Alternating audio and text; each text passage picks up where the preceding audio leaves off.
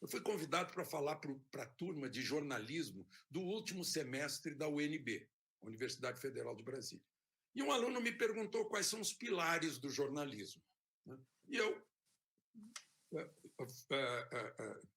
botando para fora aquilo que aprendi no Jornal do Brasil, do Alberto Dines, lá nos anos 70, eu disse: veracidade, clareza, objetividade, simplicidade, isenção e neutralidade. Quando eu disse isenção e neutralidade, o professor coordenador do jornalismo deu um salto da cadeira, furioso. Eu não ensino meus alunos a serem isentos e neutros. Eu disse: o que o senhor ensina então, professor? Eu ensino meus alunos a serem militantes. Militantes como? Militantes ideológicos para combater o status quo opressor. Isso faz quase 30 anos. Então, esse pessoal formado naquela época está dirigindo redações hoje. Sobre os climas, assim, em geral, nas redações, né, sempre me perguntam por que não existe uma emissora de orientação mais conservadora aqui no país, ou grupos de mídia nesse sentido. Eu acho que é uma questão bem básica de recursos humanos que, de certa forma, o Alexandre abordou no início da fala dele. Ele descreveu uma situação de ativismo jornalístico, isso nos idos de 1990. Então, você imagina se esse já era o espírito do tempo naquela época, agora isso é simplesmente uma consequência disso, né? O que ocorre é, conforme você vai se distanciando, né, do evento histórico da queda do Muro de Berlim, a dialética marxista ela vai perdendo cada vez mais força.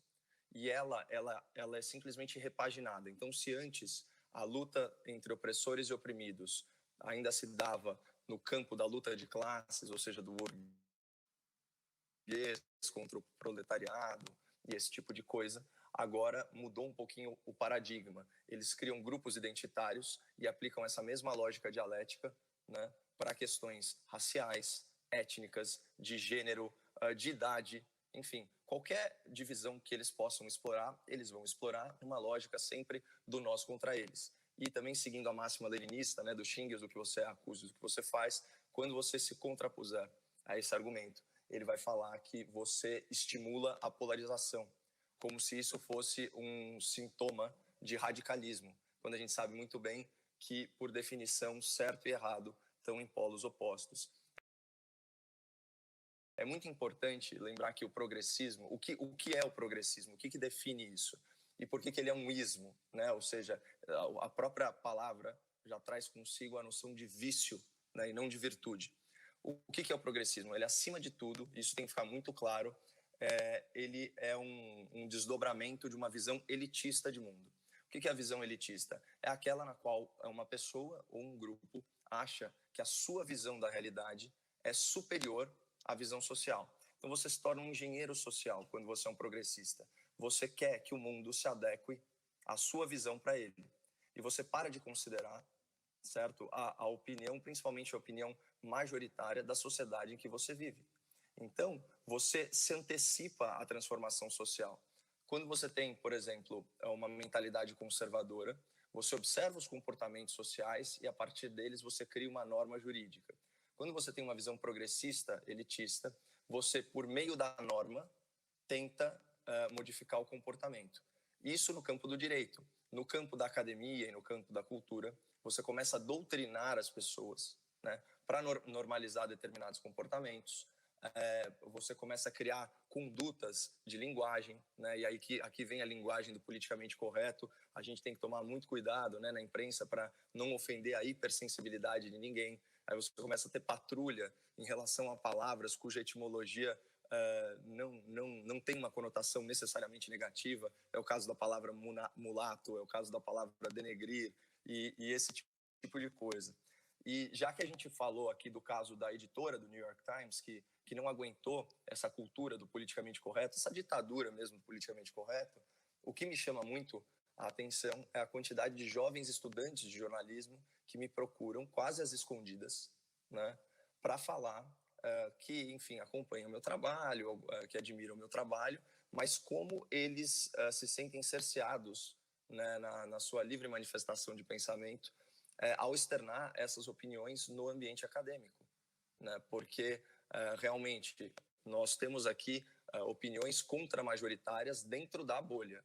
Né? Muitas vezes a gente dá voz a uma maioria silenciosa na sociedade, mas dentro dessa bolha progressista formada nesse ambiente que o Alexandre tão bem descreveu para a gente, nós somos ainda uma minoria extremamente incômoda. E eles tentam sempre atacar a sua credibilidade, né? A lógica é sempre do argumentum ad hominem, né? E a gente observa muito isso, não só em relação aos novos formadores de opinião, mas também em relação às pessoas que ousam dizer que, por algum motivo, se identificam com aquele discurso. Então, eu vejo muitos estudantes perguntando, Caio, como que eu transformo essa realidade? E eu sempre uso a analogia dos procedimentos de segurança da cabine do avião, Alexandre. E funciona mais ou menos assim. Quando a cabine é despressurizada, as máscaras de oxigênio caem, né? Só que, qual que é a instrução? Primeiro você põe a máscara em você e depois na pessoa ao lado. Isso, de certa forma, dá para a gente traçar um paralelo com o ensinamento do Jordan Peterson. Antes de você querer mudar o mundo, arrume o seu quarto. Tá? Então, a pessoa ela tem que estar numa posição segura, certo? Não só do ponto de vista intelectual, mas muitas vezes do ponto de vista material, do ponto de vista financeiro. Ela tem que estar numa posição segura e confiante para, a partir daí, influenciar o debate público. Então, por incrível que pareça, o que eu falo para esses jovens estudantes de jornalismo que aí imbuídos de um espírito transformador, mas que não conseguem ainda impactar a realidade, olha, aperte os cintos, segura a tua onda, aprenda, observe, se coloque numa posição para transformar essa realidade, né, para reequilibrar, vamos dizer assim, essa balança, e quando você tiver numa posição confortável, aí sim você tenta equilibrar o debate público. Mas não adianta agora ficar dando murro em ponta de faca. De certa forma, a espiral do silêncio ela é muito forte. Então, enquanto você não tiver uma posição em que você possa realmente causar um impacto e não sofrer tantos danos, e aqui todo mundo, nós três, em diferentes âmbitos, já sofremos muito com isso, a gente sabe como a gente tem que estar forte para efetivamente se contrapor a esse sistema de ideias. Eu tenho 32 anos de carreira, 20 de Rede Globo, e eu nunca fui tão assim parado na rua, tantas pessoas vêm falar comigo e me dão força e falam, continue, a gente precisa de você, a gente precisa de vozes como a sua. Acho que os jornalistas, muitos, a grande maioria talvez, eles ganharam uma arrogância, uma prepotência, como se tivessem o poder de educar as pessoas conforme os próprios parâmetros, né? Diminuir preconceitos, diminuir desigualdades. É tudo muito estranho. Então, isso é um discurso não só dos estudantes, mas das pessoas comuns, do brasileiro médio, com certeza. Eu continuo acreditando, e a gente vê isso diariamente, que o Brasil é um país de maioria conservadora. Alexandre falou isso aqui na Band, quando a gente falou em onda conservadora, ele falou, não, há um oceano conservador. Mas vamos pensar um pouquinho nos veículos de comunicação. A gente teve lá Gutenberg, a prensa, então os veículos impressos primeiro, depois rádio. Sempre se achava, né, que um veículo que surgia derrubaria os outros. Isso nunca aconteceu. Rádio, televisão. Mas, de repente, chega a mídia digital. E aí a mídia tradicional ela se vê não mais dona da verdade, né? Ela perdeu, de certa forma, o monopólio da informação. Eu estou chegando agora a esse mundo digital, chego com certo atraso, o Alexandre e Caio já lidam melhor com isso, já há mais tempo, né? Como é que vocês, vou começar pelo Alexandre, depois o Caio, como é que vocês lidam com esse mundo digital? Qual vocês acham que é o papel das mídias digitais e o que a gente pode esperar delas, que poder elas terão a partir de agora e cada vez mais? Alexandre. Não é a primeira vez que eu comparo a mídia digital com a ágora grega, né? O lugar onde as pessoas se reúnem para trocar ideias, né? Para contrapor ideias, o ponto e contraponto, é de onde se procura tirar a verdade, né? que sempre é muito relativa.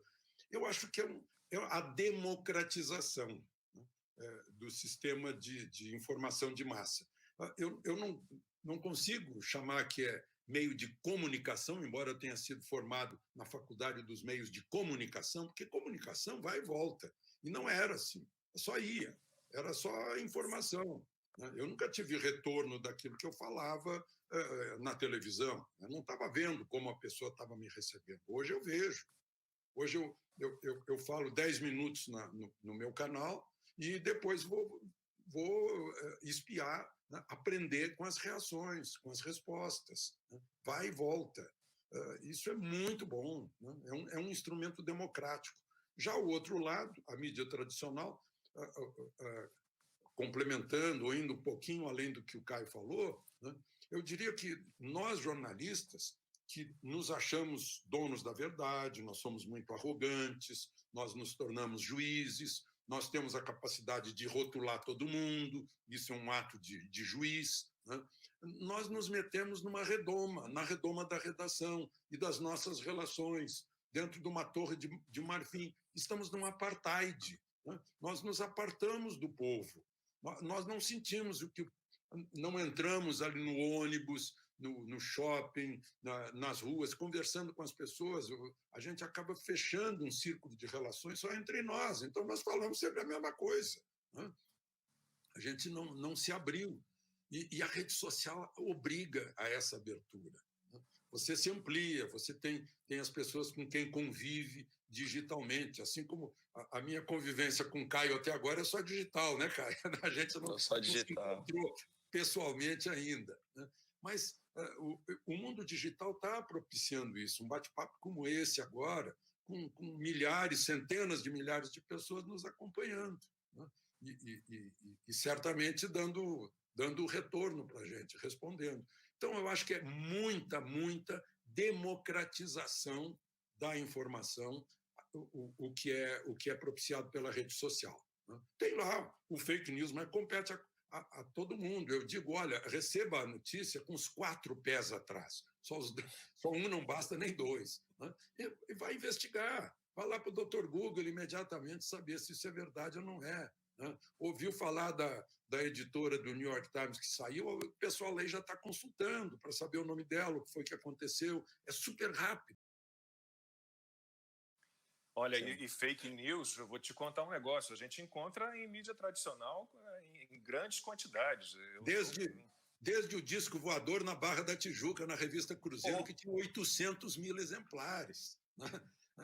Falso. Não, já vi absurdos de emissora chamar um repórter ao vivo na Esplanada dos Ministérios aí em Brasília para uma manifestação, para mostrar uma manifestação de apoio ao ex-ministro Sérgio Moro, alguns dias depois da saída dele do governo, e, na verdade, a manifestação não era em apoio ao ex-ministro Sérgio Moro, e sim ao presidente Bolsonaro. Outro dia vi outro absurdo, uma injustiça com a Ana Paula Henkel, né, que eu entrevistei como jogadora de vôlei, seleção brasileira, e hoje em dia é uma grande analista política, uma tarja, numa matéria, né? Ana Paula Henkel minimiza a morte de negros, quando ela jamais disse isso, não foi nada disso que ela falou. Agora, são os dois lados que fazem isso, né? Outro dia eu vi uma manifestação incrível na 9 de julho, lá em Buenos Aires, para derrubar o presidente. Não era a favor dele no tempo da campanha eleitoral. Assim como pegaram o voto do Alexandre de Moraes e puseram na rede social como se fosse ele lá atrás, citando, tem que matar ministro do Supremo e tal. Não, ele estava lendo as ameaças. Não era ele que tinha que matar. Então, são dois lados, são radicais, é fanatismo, né? O fanatismo entorpece a pessoa, fica emoção demais e razão de menos. E é muito legal ouvir de uma pessoa tão realizada como o Alexandre, que ainda hoje é preciso que ele se policie, né, para que a gente não se apaixone pelo som da nossa própria voz, né? E Narciso acha feio tudo que não é espelho. E, nesse sentido, as redes sociais, por mais duras que elas sejam, né, em termos de linguagem, elas oferecem um freio e contrapeso à nossa própria vaidade. E a vaidade é um vício humano, né? Então, ninguém é imune a ela. Né? Aquela história, né? Tem alguns profissionais que acham que são Deus. O jornalista tem certeza, o jornalista médio. Então, a gente tem que se policiar mesmo, né? E eu me coloco aqui nisso. Eu faço questão de ler os comentários, porque eu acredito mesmo na informação como uma via de mão dupla. E aqui a gente volta lá para o progressismo, Lacombe, pelo seguinte: o que acontece? O Alexandre descreveu o fenômeno da democratização da informação. E antes a gente não tinha efetivamente uma comunicação, era simplesmente a transmissão de uma mensagem, né? Hoje em dia você tem feedback e você tem crítica, né? Se a gente fizer uma comparação, a gente pode falar que a gente vive, em termos de informação, uma situação quase de democracia direta, né? Isso, para o elitismo, para o progressismo, é a morte, porque você não consegue emplacar a narrativa e você tem que incorporar opiniões que você, no seu íntimo vaidoso, considera menores. Então você começa a ter que interagir com essas pessoas. E aí já começa a adjetivação grosseira. Ah, são robôs, são gado, né? Esse tipo de coisa. Porque você simplesmente não consegue conviver com o fato de que há muitas pessoas que pensam diferente de você. E tem gente que até aceita isso, mas não aceita legitimar essa opinião no debate público. E é engraçado que são justamente as pessoas que se autorrotulam como inclusivas, né? Pelo contrário, elas querem excluir o povo do debate e simplesmente colocar ele embaixo das asas de um Estado cada vez mais interventor ou de um establishment que cada vez mais direciona o público no sentido que deseja, né, dentro daquele conceito de engenharia social. Então, também sobre a forma de análise de uma notícia, o que o Alexandre falou dos 4 pés atrás, nada mais é do que o ceticismo conservador, né? Então, é o ceticismo aplicado a toda a ação humana, né? Obviamente, eu aqui já admitindo o vício da vaidade, eu não sou um ser humano perfeito. Então, toda informação, toda opinião, toda análise que eu propuser, ela deve ser, sim, submetida a uma crítica bem dura, né? A um questionamento e a dúvida hiperbólica cartesiana, que é justamente a fundação da filosofia moderna, né? Cogito ergo sum, eu penso, eu questiono, logo eu existo, né? Então, eu acho muito interessante o advento da rede social como um mecanismo de freio e contrapeso, né, para os vícios inerentes à atividade do jornalista e do analista, principalmente, né, Alexandre? Porque realmente a gente está na posição de juiz, né? E principalmente o analista que marca a posição, ele acaba ficando, sim, na posição de juiz, e é muito importante que alguém vigie o vigilante. E eu me sinto, assim, até privilegiado de ter tantos juízes, né, de ter milhares, centenas de milhares de juízes fazendo a moderação do conteúdo que eu estou produzindo, e eu tenho humildade intelectual de usar isso para ir me aprimorando, não para falar o que as pessoas estão querendo escutar, mas sim para identificar críticas recorrentes que provavelmente têm um fundo de verdade. Alexandre, dá para imaginar um debate político no Brasil se as pessoas partem sempre para a ignorância? Dá para imaginar? Pois é, a falta de argumentos. Aí é a ignorância que substitui a inteligência. Aliás, o Caio falou em vaidade, né? Vaidade é um erro de inteligência, porque se a pessoa inteligente é humilde, né? Sai ganhando. A humildade é a principal das virtudes. E a vaidade, como nós sabemos, é o pecado preferido do diabo, né? Então, a vaidade derruba muita gente, né? A vaidade provoca saída de ministro, né? Provoca manifestação de juiz do Supremo, né?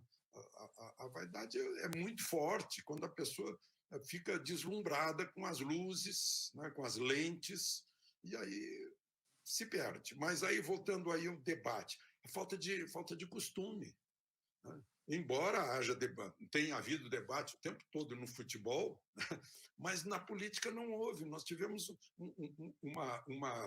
um sistema de monoideia, né? Monolítico em termos de ideia. Havia só uma ideia, só isso que era politicamente correto.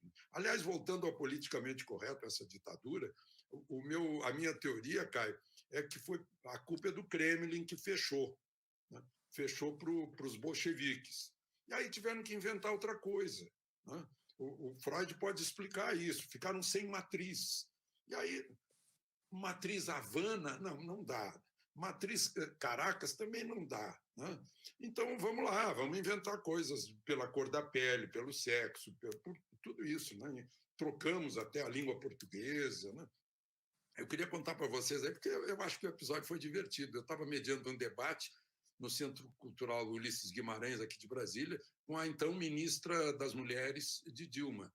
E ela, a toda hora, falava em gênero isso, gênero aquilo, gênero aquilo. Eu fui professor de português, eu fiquei irritado com a história do gênero. Né?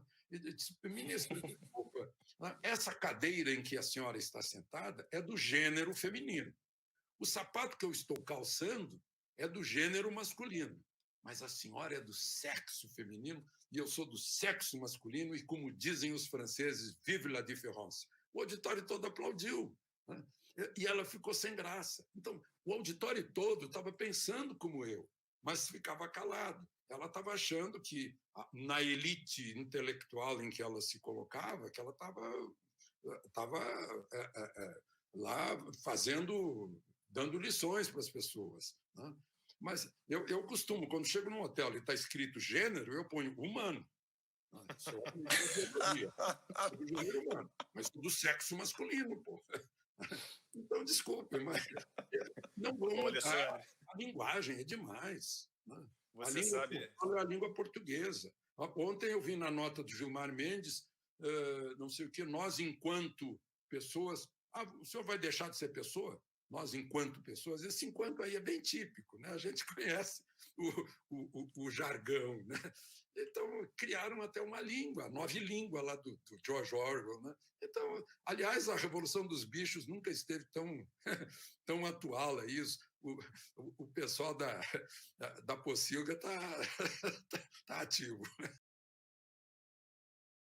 Eu venho de uma escola de jornalismo que sempre considerou a estrela, o principal, a informação, a notícia. Né? Eu venho de uma escola que era a escola de apresentadores, repórteres muito discretos. Né? Então, obviamente que há uma vaidade que é necessária, mínima, né? Mas não me vejo como uma pessoa também vaidosa. Naquela geração lá atrás, a gente se chamava de operário da notícia. Nós éramos operários da notícia. Aí tinha os grandes da época, que era o sujeito que fazia o editorial. O editorial vinha de uma reunião entre os editores da redação. Né? O Carlos Castelo Branco, meu Deus do céu, a gente passava, a gente se curvava diante dele. Né? E eram figuras que tinham todo o respeito, porque estavam sempre dentro de um código de ética e de equilíbrio. O tratamento era dentro da racionalidade, e não da emocionalidade, como existe hoje. Vamos retomar que em 2009, né, o então ex-presidente, o presidente, né, Luiz Inácio Lula da Silva, ele comemorava o fato de não haver candidaturas da direita. Não é maravilhoso isso? Então, isso daí está registrado. E o que o discurso hegemônico faz, né, e principalmente esse teatro das tesouras que você bem descreveu aí entre PT e PSDB, que eram partidos, de certa forma, com a mesma matriz ideológica, né, fundada no socialismo, no intervencionismo estatal, no assistencialismo e por aí vai, só que um de viés sindicalista, outro de viés acadêmico. O que a gente percebe é o seguinte, é o fenômeno que se chama de janela de Overton, que são as ideias admissíveis no debate público. Então, qual que é a estratégia agora do progressismo no Brasil? Ele pega conservadores, que por definição são pessoas que querem mudanças graduais, são pessoas avessas a radicalismo. Então, ele pega os conservadores e tenta colocar neles a pecha de extremistas, né? Como se todo conservador, por exemplo, apoiasse medidas extremas de supressão de liberdades e direitos fundamentais, né, para reformar a sociedade. Isso é uma visão revolucionária. Isso não tem nada a ver com conservadorismo, talvez com reacionarismo, né, que é o revolucionário com a polaridade invertida. Agora, o conservador, ele não é um extremista. Ele não quer ruptura. Ele não quer uma ruptura. Ele quer... Quem corta a garganta, esse é o easy. Exatamente. Meu Deus. Exatamente. Geralmente é quem recorre à violência ou quem não tolera a divergência no debate público. Isso não tem nada a ver com o conservadorismo. né, candidatos à presidência de partidos cujo nome nega a própria democracia, né? Então, Partido Comunista do Brasil, por exemplo, isso daí já por si só é um absurdo, e gente que, por exemplo, não tem nenhum apreço por um direito elementar, que é o da propriedade privada, né? Então, o extremismo da esquerda ele é incorporado às ideias admissíveis, e o conservadorismo da direita, que é uma coisa até de bom senso, é tido como radical. Partido Socialismo e Liberdade me parece também um contrassenso, né? Você tem, o partido do círculo, né? Quadrado. Olha, algo assim. Eu gosto dele, eu acho ele um sujeito correto. O Orlando Silva é do PC do B. Ele é o relator. Sim. Ele é o relator do projeto de lei da censura. Não se conhece nenhum país do mundo em que o governo comunista não tenha feito censura, não tenha suprimido a liberdade de imprensa, de opinião, de expressão, né? Não ele, eu não estou falando no relator em si, sim, mas é o que ele representa, é a sigla. Agora, o que me preocupa também, Caio e Lacombe, é que estão aproveitando dessa pandemia para fazer germinar as ideias totalitárias que já estavam latentes na cabeça, né? É o sujeito prendendo a mulher que está sozinha na praça, né? As crianças que estão na praia, o comerciante que está dentro da loja, né? São as medidas do Supremo, né? Estão se aproveitando daquela velha história. Não, é para proteger sua vida, que nós estamos tirando a sua liberdade. É impressionante, né, o que apareceu de ditador enrustido, né, Alexandre? É verdade. E agora? E você sabe que você estava falando da Revolução dos Bichos, e aí tem o bordão, né, da Revolução dos Bichos, que é maravilhoso, né, que é 4 patas bom, 2 patas ruim, né, só que ao longo, né, do enredo, os porcos, né, que andavam em 4 patas, se tornam bípedes. Eu lembro, quando eu li a Revolução dos Bichos, parecia que eu estava lendo a história alegórica do Partido dos Trabalhadores, né? E o Lacombe falou do que o pai dele trouxe para ele, né? O Lacombe, que é um cara que se admite um conservador e simplesmente tratar as pessoas da mesma forma, né? Um conceito bem básico, inclusive isonômico, né? Todos somos iguais perante Deus, todos somos iguais perante a lei, na verdade. E aí eu lembrei do Antoine de Saint-Exupéry, né? O essencial é invisível aos olhos, né? A educação, a verdadeira educação social, a verdadeira transformação social passa por nós ignorarmos, né, a envelopagem e focarmos naquilo que realmente interessa. Não faz diferença se eu fosse uma mulher, se eu fosse homossexual, se eu fosse negro, se eu fosse asiático. Isso é absolutamente irrelevante para o que eu estou falando. E quando você falou, Lacombe, da tua escola de jornalismo, eu comecei a pensar, né? Não tem problema nenhum você dar a sua opinião, não tem problema nenhum você querer mudar as coisas, só que você tem que fazer isso de uma forma transparente. Quando eu entrei para o debate público, quando eu me vi na arena pública, a primeira coisa que eu falei foi: sou de direita, eu sou conservador, eu abri todos os meus votos desnecessariamente. Sempre que me é feita uma indagação, eu respondo, ainda que eu não tenha certeza absoluta e que eu não tenha ponderado muito a esse respeito.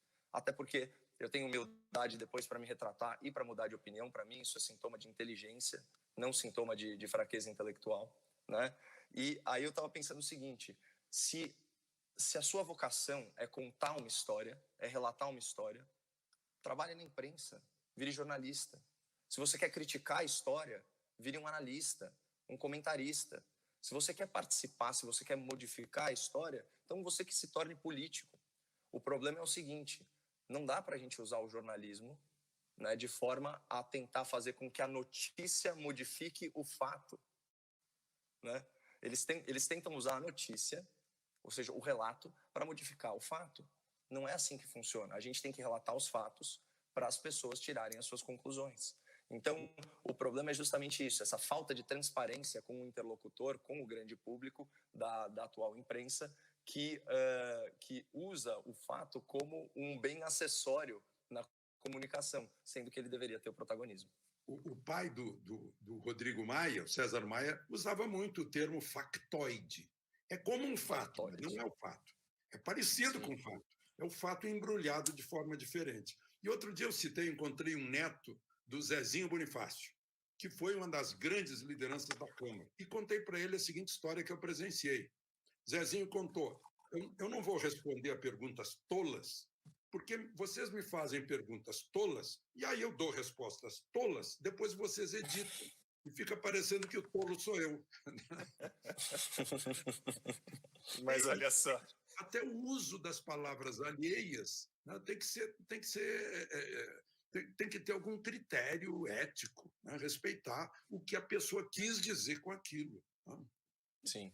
E como conservador, eu recebi uma herança assim, né, do meu pai. Caio falou, meu pai era um professor de administração, um executivo de grandes empresas, totalmente voltado para o mundo corporativo, um liberal, sobretudo um liberal. Né, tive a influência dela. Meu pai me fazia, falamos de comunismo, meu pai me fazia discutir com os professores de geografia e história do Colégio São Vicente de Paulo, em que eu estudei, no Rio, no Cosme Velho, Zona Sul, porque era um colégio totalmente dominado pela teologia da libertação. Um dia eu vou contar essa história aqui. No ano em que eu me formei, em 83, demitiram todo, mudou a direção, entrou um padre mais, né, tradicional, e demitiu todos os professores. Eu fui aluno do Chico Alencar, por exemplo, então demitiu todos os professores de esquerda, e o colégio foi ocupado pelos alunos e alunos que estavam se formando, e ficou ocupado por meses e meses e meses, os alunos solicitando, exigindo que o colégio, para ser, né, liberado, as pessoas saírem da ocupação, desistirem da ocupação, que aqueles professores teriam que ser readmitidos. Né? E eu discuti com muitos professores, orientado pelo meu pai, né? E eu me lembrava do Právida. Meu pai sempre dizia, os professores elogiavam a União Soviética, como se fosse um exemplo, né, de liberdade, de justiça social, e ele ficava, não, fala lá do Právida, que quer dizer a verdade, e só tem esse jornal lá. E o Rui Barbosa falava que a pior ditadura é a do judiciário, porque contra ela não há a quem recorrer. Né? E a gente tem visto o Supremo assassinar, né, a Constituição diariamente. Né? E aí eu não sei quem vai querer falar primeiro, Alexandre ou Caio. Como é que a gente faz? Vamos lá, Caio, quem vigia o vigilante nesse caso? Pois é, né? O Rui Barbosa já nos antecipou aí desse problema, né, dos freios e contrapesos democráticos. E o fato é que, assim, eu também nem culpo o legislador constituinte, viu, Alexandre? Porque a atual Constituição do colegiado do STF, assim, precisaria de muita criatividade para imaginar que chegaria a esse ponto. Mas o ponto é assim, quem vigia o vigilante, nesse caso, é o Senado Federal. Existe apenas um mecanismo de controle, né, que é o mecanismo de impedimento, que é o mecanismo de impeachment do ministro. O problema é que eles estão abraçados num forte aperto de impunidade. Por quê? Porque o Senado Federal é justamente julgado pelo STF. E né? vice-versa. Então, e vice-versa. Então, acaba sendo uma troca, vamos dizer assim, de favores. E a gente tem... exatamente. E você tem evidências claras, né, de abuso de autoridade, de crime de responsabilidade. A gente tem um Supremo Tribunal Federal que já censurou matéria de imprensa, que suspendeu investigações, que, na maioria das ocasiões, não se declara suspeito, cujo colegiado não cumpre ritos, né, de pedidos de suspeição. Bom, o inquérito das fake news, né, o nosso público ele é super bem informado a esse respeito, nem vale a pena ficar repetindo aí a argumentação, mas ele é completamente ilegal desde a sua gênese, né, ele é apoiado no regimento interno do Supremo Tribunal Federal, que é muito claro quando diz que esse tipo de investigação teria um cunho administrativo para delitos cometidos na sede do Supremo Tribunal Federal. Eles estão usando isso para pegar crimes contra a honra, que obviamente são cometidos fora, né, da estrutura física do tribunal. Não foi respeitada aí a livre distribuição do processo, você tem a vítima investigando e julgando. Né? Então, isso é uma situação bizarra. Fora o duplo padrão, né? A gente tem manifestações de ministros associando o atual governo federal ao partido nazista. Você tem considerações muito desairosas, né, dos ministros em relação a membros do Ministério Público, fazendo uma equivalência entre eles e uma organização criminosa. Você tem, agora, recentemente, né, a associação entre as Forças Armadas e atos genocidas. Então, você tem uma série de eventos que mostram a atmosfera de impunidade, né, e como tem poder demais concentrado na mão de poucos. Né? Isso, para um conservador, é a morte, né? Porque a gente quer justamente combater as tentações humanas por meio de sistemas cujos freios e contrapesos sejam efetivos. Então, eu sempre falo, a democracia ela caminha a passos lentos, mas já passou da hora de mudar a estrutura do Supremo Tribunal Federal. Primeiro, tornar os critérios um pouco mais rígidos, né? Principalmente no caso de notável saber jurídico, né? Então, essa é a primeira coisa. Depois, melhorar a questão da suspeição para julgamento de processos. Né? Você tem aí os ministros julgando casos de amigos, né? Muitas vezes de parentes distantes ou parentes por afinidade, vamos dizer assim. Isso, e também a questão de mandato. Né? Tá tão claro que o modelo de vitaliciedade, vamos dizer assim, ainda que tenha havido a PEC da Bengala e que haja uma aposentadoria compulsória, tá tão claro que isso não funciona, né? Que isso é um convite ao aparelhamento do judiciário e que basta 8 anos de um regime político, ou no nosso caso, né, que foram 13, 14 anos, de um projeto criminoso, né, no poder, para você aparelhar todo o sistema judicial e começar a fazer transformações de natureza progressista, né, pela via da jurisprudência. O STF ele legisla, né? O STF inventou que não pode haver prisão após julgamento de segunda instância. O Brasil é o único país do mundo em que isso existe. O STF inventou uma norma processual sobre a ordem das alegações finais e fez isso retroagir no tempo para beneficiar corruptos condenados. Percebam que nenhum preso da Lava Jato é solto porque é inocente. É sempre por uma norma processual. Então, eles estão colocando a justiça a serviço do processo e não o processo a serviço da justiça. E, na verdade, eles estão colocando a injustiça a serviço do processo, que é isso que eles querem. Esse é o progressismo, é o elitismo no âmbito da alta cúpula do judiciário, né? E é uma pena mesmo, porque eles estão lá protegidos por um cargo praticamente vitalício e sem nenhum controle, não tem nenhum controle externo, a não ser a pressão popular, né? E aí, de certa forma, eles ficam lá naquele bunker deles e são pessoas que vão se tornando cada vez mais amarguradas, porque existe sim um ônus social, pelo menos isso, né? E parece que a coisa vai escalando, porque quando a gente acha que eles vão maneirar, eles vão lá e tomam mais uma decisão de natureza ilegal, muita ingerência em outros poderes, e eu acho que o principal foco de tensão hoje no Brasil vem dessa composição colegiada do Supremo Tribunal Federal. A gente tem a CPMI das fake news, a gente tem o inquérito das fake news no STF, como disse o Caio, concordo totalmente, inconstitucional, ilegal. A gente tem a PL das fake news. A gente teve a prisão do Oswaldo Eustáquio, né, um jornalista formado, mas podia até não ser, mas um jornalista, trabalhou na afiliada da Rede Globo no Paraná, repórter da Gazeta do Povo, premiado, sem base nenhuma, foi preso, né? E a gente não viu, o Alexandre falou disso esses dias, a gente não viu nenhuma entidade de jornalistas, de jornalismo, se pronunciar, protestar. A ABI está preocupada, Alexandre, em impedir o impeachment de um presidente da República. O que está acontecendo? A ABI andou vendo alguma pesquisa sobre perdigoto que percorre 10 metros. Então, esse é o crime. Meu Deus, é um ridículo. Cai no ridículo, cai na risada, é isso. Ridendo castiga Timores, Alexandre. Que coisa incrível. Ou acham que o povo não tem inteligência, né? Veja só o Supremo. Artigo 5º da Constituição, né? Liberdade de manifestação, liberdade de opinião, privacidade, violação da intimidade, da comunicação. Artigo 6º, acesso ao trabalho. O jornalista foi privado de acesso ao seu instrumento de trabalho. Artigo 220 da Constituição diz que não haverá censura prévia. Olha aqui, eu recolhi do Carlos Alberto de Franco no Estadão do dia 13.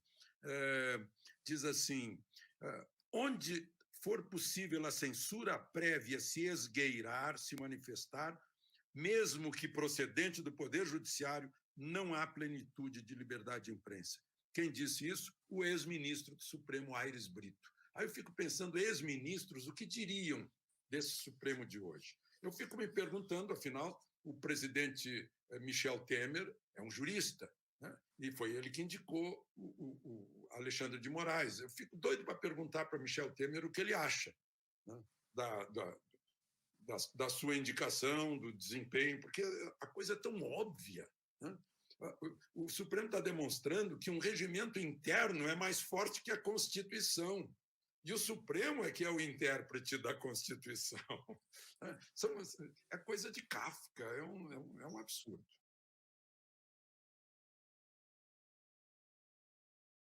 Que a gente tem pessoas que defendem um Estado enorme, tutor, pai de todos, né, pretensamente fomentador de crescimento e desenvolvimento, né? Um Estado que, sinceramente, começa pelo Caio e passa para o Alexandre, a gente não encontra em lugar nenhum funcionando bem, né? Realmente gerando bem-estar. A gente defende aqui um Estado menor, enxuto, que gaste menos, que gaste menor, que devolva aos cidadãos algum benefício em troca, proporcional, pelo menos, ao que se paga de imposto, né? Então, fica nessa guerra, Caio, de gente que defende algo que não deu certo em lugar nenhum do mundo.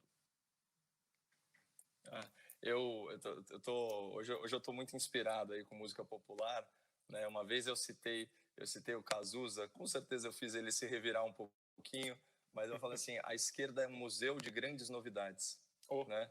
E, de novo, é sempre repaginando aquela mesma lógica dialética marxista e sempre insistindo no erro, e sempre com aquela argumentação de que a ideia original não foi implementada da maneira ideal, como se existisse maneira ideal.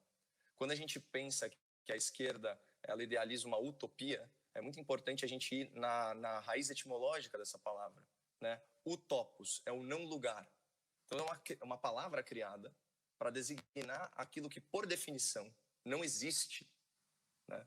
Então, não tem como. A negação da realidade, a negação das aptidões, das ambições e da diferenciação humana, né, pelo socialismo, pelo comunismo, assim, beira o ridículo. E é impressionante que, assim, com toda a experiência que a humanidade acumulou, né, nesse laboratório da tragédia, que foi o século XX, a gente não tenha aprendido, né? Ou que, pelo menos, muita gente não tenha aprendido, né? Bom, e realmente essa live passou rápido demais, eu acabei de ver que nós estamos chegando aí à primeira hora.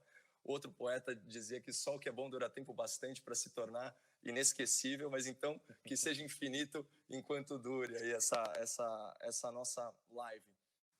E sobre o socialismo, o comunismo, acho que a grande vantagem é que ele não resiste a algumas horas de informação e estudo, né? Por isso que é tão importante, no debate público, a gente se ater também à forma de transmitir a mensagem, né? Eu acho que onde eu tento sempre melhorar como pessoa, como profissional da comunicação, é sempre transmitir serenidade, paciência, né, esse tipo de coisa, porque a razão ela realmente está do nosso lado, a realidade ela está do nosso lado. A gente não defende uma utopia, a gente defende uma transformação gradual, né, por meio da evolução e não por meio da revolução, por meio da ruptura. Você estava falando sobre o sistema tributário aqui do Brasil, né? Por coincidência, né, a ensejo da criação de uma nova CPMF, esse foi tema recente do debate que eu participo lá na CNN. E eu estava vendo que o brasileiro ele trabalha em média 151 dias por ano só para pagar o Estado, né? E nós estamos no ranking, né, de dias trabalhados em regime de servidão ao Estado, nós estamos em 9º lugar. E na nossa frente, só aqueles países já muito maduros, então como Dinamarca, enfim, Suécia, esse tipo de nação que experimentou um superávit vindo, né, da Revolução Industrial, da Revolução Tecnológica, do liberalismo econômico, e agora pode se dar o luxo de igualar as oportunidades, né, numa sociedade que é muito mais homogênea e fazer uma redistribuição, vamos dizer assim, da riqueza, de forma até equânime, vamos dizer assim. Só que certamente não é o caso aqui no Brasil, porque a gente tem uma tributação de primeiro mundo, numa realidade de terceiro mundo, e ainda pior, num sistema regressivo, né, que acaba tributando muito o consumo, que acaba tributando muito a produção, né, esse tipo de coisa. Então, o que a gente vê é que o Brasil ele cobra impostos do cidadão como se fosse a Suécia, né, oferecendo serviços públicos de qualidade muito sofrível, e que o Estado intervencionista brasileiro ele acaba se tornando um fim em si mesmo. Se a gente parar para pensar, né, tirando as despesas financeiras, você vai ter cerca de metade aí destinado à previdência e mais uns 20% só destinado à folha de pagamento. A gente sabe muito bem que no orçamento federal a gente tinha, sei lá, até no começo do ano, 5, 6% só de verbas discricionárias, ou seja, sem endereço certo. O resto é tudo carimbado e acaba ficando tudo, a mordida maior, né, acaba ficando na etapa intermediária. A gente manda para um cofre geral e isso é distribuído entre uma classe que, em geral, é privilegiada, né, que é o funcionalismo público. Tem estabilidade no emprego, ganha, em média, 70% a mais do que o setor privado, né, e goza aí de uma série de outros privilégios, inclusive de não perder a renda durante a pandemia, né? Então, essa é a nossa situação. A gente está contribuindo para um sistema muito ineficiente. Muito ineficiente. E a transformação, muita gente fala no Estado mínimo, a gente tem que pensar num Estado que cuide do que é essencial, né? Então, segurança, universalização da educação é muito importante. Eu gosto da ideia, sim, de universalização da saúde, mas, acima de tudo, reduzir o intervencionismo estatal e permitir que as pessoas trabalhem com liberdade, que elas vivam com liberdade, no sentido mais amplo, na acepção mais ampla da palavra, né? E é uma pena que essa situação de pandemia, e vamos lembrar aqui a frase do Lula, né, quando ele estava agradecendo pelo advento, né, da pandemia, da Covid-19, porque na cabeça maquiavélica dele, essa doença estaria mostrando para as pessoas que algumas coisas só o Estado resolve. E a gente sabe muito bem que não se trata disso, porque quem está resolvendo mesmo é a população geradora de riqueza, que permite que o Estado tenha recursos, né, para administrar a situação em caráter emergencial. Mas está muito claro que a gente tem que focar, sim, em austeridade fiscal, na coluna da despesa, fazer reformas administrativas e tornar esse país mais eficiente, menos desperdício e menos corrupção. É isso, o Estado não gera riqueza. E eu tenho 2 filhos, e os 2 são libertários, anarcocapitalistas. Imagina o que eles acham de mais imposto, né? Nossa. Alexandre, por que é tão difícil para tanta gente viver no mundo real? Olhar o mundo, ver os exemplos que deram certo. Obviamente, os países têm diferenças entre si, mas há um modelo que deu certo e essas pessoas recusam esse modelo. Por que isso acontece? É difícil a pessoa reconhecer a realidade quando está fanatizada, né? O então ministro da Educação, Fernando Haddad, certa vez me chamou e me deu 3 livros para provar que o futuro da humanidade era socialista marxista. Não adianta dizer que durante 70 anos se aplicou com poderes divinos, ou seja, poder de vida ou morte sobre as pessoas, e não deu certo, faliu, quebrou, né? Cuba não deu certo, está ali do nosso lado. Venezuela, na nossa vizinhança norte, não deu certo. Argentina, infelizmente, os argentinos não merecem isso, mas votaram nesse presidente, né? Está tentando aplicar essa fórmula, né? As pessoas têm que olhar para a realidade. Essa é a prova empírica da experiência, de fato. Olha, tiramos do livro, pusemos na estrutura de um país e não deu certo, né? O Estado aqui no Brasil atrapalha. Se o Estado não atrapalhasse, nós nos recuperaríamos com mais rapidez, né? Porque quem produz riqueza somos nós. O Estado teria só que nos prestar serviços, né? E presta maus serviços. E está inchado. Eu, quando cheguei a Brasília, há 44 anos, havia uns 10 prédios de ministério, né? Aí construíram mais prédios de ministérios e anexos que correspondem a 3 vezes mais. E, nesse meio tempo, chegou a informática. Quer dizer, não adiantou nada chegar a informática, que podia reduzir para 1/3 a folha de pagamento, mas a folha multiplicou-se por 4, 5 vezes, né? O Estado vai inchando sozinho, ele vive para ele, né? Esse é o nosso problema. Então, já que estamos em tempos de recuperação, né? O país mostrar que é resiliente, que, Caio, mais uma música, levanta, sacode a poeira e dá a volta por cima, né? O país vai fazer isso e o Estado que não atrapalhe. Vamos trabalhar todos nós. A oposição tem que entender que o país está em primeiro lugar. O brasileiro precisa deixar de ser egoísta, oportunista, né? Pensar no coletivo, pensar em todos. Há um projeto em curso, a gente está no caminho certo, entre alguns erros, mas muitos acertos. Vai dar tudo certo, com certeza, eu tenho fé nisso, vamos trabalhar. Caio, muitíssimo obrigado pela sua participação. Queria, de repente, repetir essa experiência a qualquer hora com você e com o Alexandre. Foi ótimo conversar com você. Muito obrigado, sucesso, força. Continue aí com a sua coragem. Você é demais. Alexandre, você é ídolo. Muito obrigado mais uma vez de coração, tá? A vocês dois. E, pessoal, então essa foi a live aí de estreia do canal no YouTube, né? Se inscreva, tem que falar isso tudo, né? Se inscreva, acione as notificações, deixe comentários, a gente vai construindo o canal, todos nós juntos, tá? Muito obrigado, Alexandre, Caio, a todo mundo que acompanhou, tudo de bom, vamos em frente. Valeu.